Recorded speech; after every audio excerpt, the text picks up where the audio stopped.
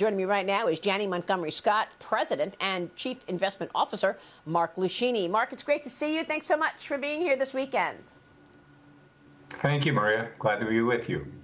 So now that we got the data for the last month out of the way, the Jackson Hole meeting, we are all focused on September and the next Federal Reserve meeting. What are you expecting? Do you think we could see another 75 basis point hike? Are they going to take the hammer down, or are they going to start getting stable in terms of rate hikes? What's your take?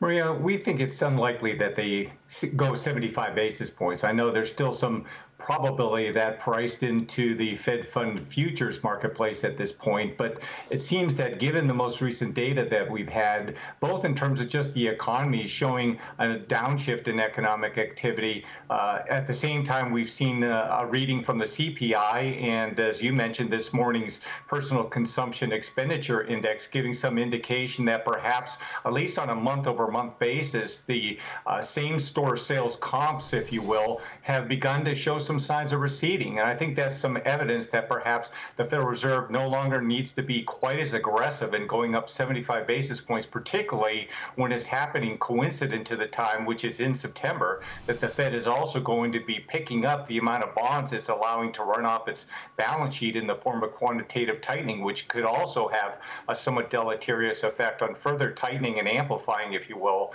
the tightening of those economic conditions. Yeah, I think those are all really important points. I guess what I'm trying to understand is how much of an impact these rate hikes have had already.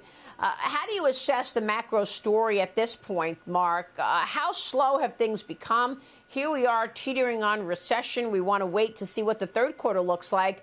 But do you think we are seeing an economy that has slowed considerably? And is that why oil prices are down from the highs? Well, I think that's having an effect. If you look at the Goldman Sachs Financial Conditions Index, it's inched up toward the level at which it would be considered tight. We're not quite there yet, which is probably a little disconcerting for the Federal Reserve because they probably like to see it move up and across that tightening level. That would show that perhaps the lagged effect of their policy hikes that have occurred already are in fact working to thwart demand or slow down the economy. But again, coincident to the same time we're seeing from the Atlanta Federal Reserve's real-time tracker of GDP, it's downshifted to 1.4% in its most recent reading. And that, of course, is down from a start to the third quarter of 2.8%.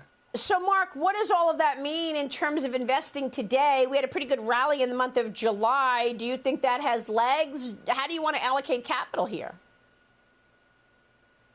Well, Maria, I think the challenge for investors is they have to be prepared to withstand some of the volatility that we continue to expect to see probably over the next at least couple of months once we get through a few more inflation readings and the Fed's reaction function to it. But at the same time, I don't think they should be shaken out of their equity exposure. While we've been a little more cautious on the nearer term, expecting that perhaps we could see these lower levels that we've trended down to before we saw that really sizable summer rally, and probably still has some legs. However, it's not necessarily clear from the economic standpoint that corporate earnings, which are really the support for equity prices, are going to maintain the consensus gains that are expected. And therefore, we're saying that in the near term, urging some caution, kind of a neutral stance on equities, but at the same time, be prepared to see that if by chance the recession is avoided or is mild only in nature, that we could once again see a resumption of the advance that investors would be caught off sides on if they were sidelined waiting for a better opportunity to put money into the equity market, particularly for those with long-term growth aspirations.